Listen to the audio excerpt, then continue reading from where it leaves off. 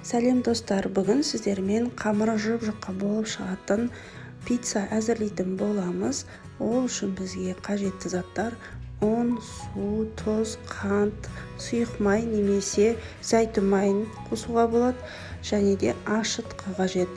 Осы аталған заттардың барлығын ұнның үстіне салып, жақсылап қамыр илейміз. Яғни біздің қамырымыз тығыз болып шығады. Ең қандырып, әдемілеп, жақсылап илейміз. Пиццаны әзірлеп бастамас бұрын ең алдымен менің каналыма тіркеліп алыңыз, және де осы рецепті достарыңызбен бөліссеңіздер болады.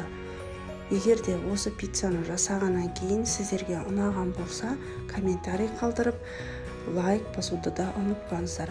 Міне, осы видеода көрсетілгендей пиццаның қамырын жақсылап илейміз, ең қандырып, одан кейін пищевой пленкаға немесе тегешімізге салып 30 минутқа тындырып қоямыз. 30 минут өткеннен кейін қамырымызды қараймыз. Қамырымызды қайтадан алып, жақсылап тағы да ең қандырып бір басып илеп аламыз. Одан кейін қамырымызды аламыз да екі бөлікке, теңдей екі бөлікке бөлеміз.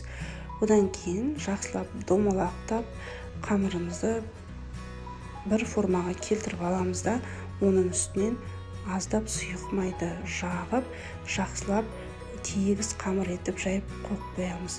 Одан кейін осы қамырды бір-біріне жабысып қалмайтындай етіп, жеке мешочектарға салып қойсаңыздар да болады, немесе осы тегештің ішіне салып тағы да 30-40 минутқа қойып қоямыз.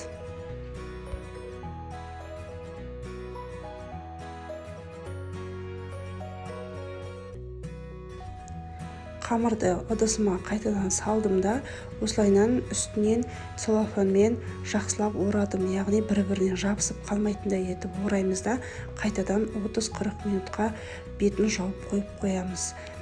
40 минут өткеннен кейін қамырымыз тынып, жақсы көтеріліп тұрады. Яғни осы видеодағыдай етіп жасаңыздар, қамырымыз өте жұмсақ болып, қолға жабыспайтын қамыр болып шығады. Ендігі кезекте қамырымызды жаямыз.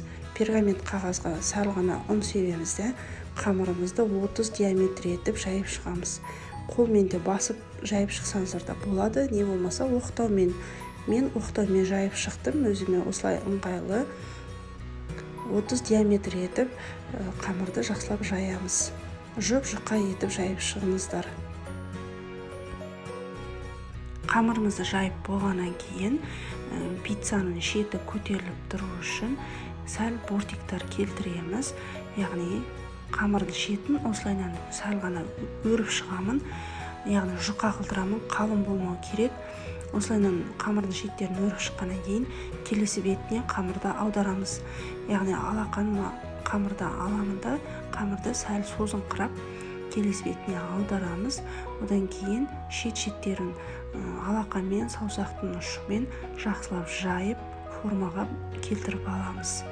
Дөңгелек форма етіп жасап аламыз, бір тегіс етіп.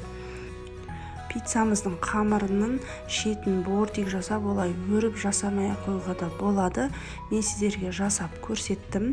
Өз қалауларыңыз бойынша жасауға болады. Ендігі кезекте пиццаға кетчуп жағып, салмасын салып әзірлейміз. Яғни пиццаға жеке соус жасауға да болады. Келесі рецепті мен сіздерге соусын ұсынатын боламын.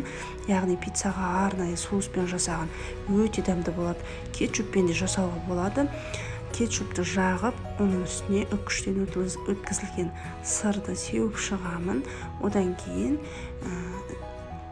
колбаса салып, не болмаса сосиски салуға болады.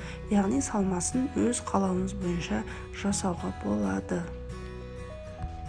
Келесі кезекте сырдан кейін мен колбасаларды тізіп шықтым. Яғни менде пепперони пиццасы болды. Қалауыңыз бойынша қызанақты араластырып салуға да болады. Мен екінші қамырды жайып, оған жаңағы колбасамен қызанақтарды араластырып салып шықтым. Одан кейін духовкамызды алдын ала қыздырамыз. 200-220 градусқа дейін қызып тұрған духовкаға осы пиццамызды салып пісіріп шығамыз. Яғни пиццаларымыз 6-7 минутта пісіп шығады. Одан артық ұстамаңыздар, себебі қамырымыз күйіп кетеді, сосын қытырлақ болып қалады.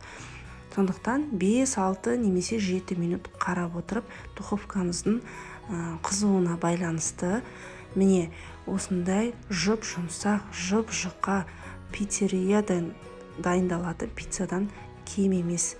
Үй жағдайында жасап көріңіздер, өте дәмді, жұқа пицца болып шығады. Ас болсын.